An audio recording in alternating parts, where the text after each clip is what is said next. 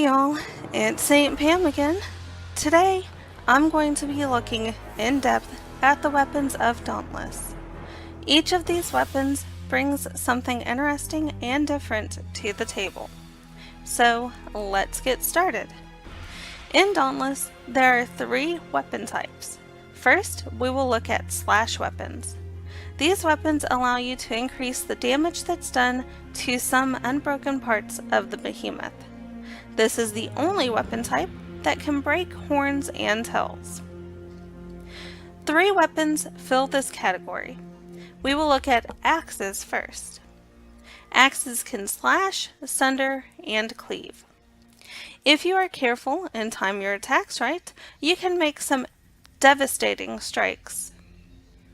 Timing is important as you gain more Aether per strike, the more damage is done. With the build up of Aether, you can execute a special ability that gives you a temporary damage increase. Next slash weapon would be chain blades. This one is my personal favorite. These aren't your normal melee weapons, as they allow you to quickly and easily attack both close up and at range. This weapon is very fast, and if you need to make a quick getaway, you can just use your special ability. This ability also works to take you back into the fight as soon as the danger has passed. The last weapon of this type is the sword. These are very precise weapons that grant Aether with every strike. This is great when using combos and ending them with an elemental blast. At least you can end them with an elemental blast if you would like. Aether can also be used to increase attack speed and add elemental damage to every attack for a short time. The next weapon type is blunt, which has higher stagger damage to knock behemoths down. Hammers are the only weapon of this type currently available. It's a slow but devastating weapon with an interesting special. It acts as a cannon, which also gives it a ranged option. The last weapon type is piercing, and this allows you to create wounded points on breakable areas.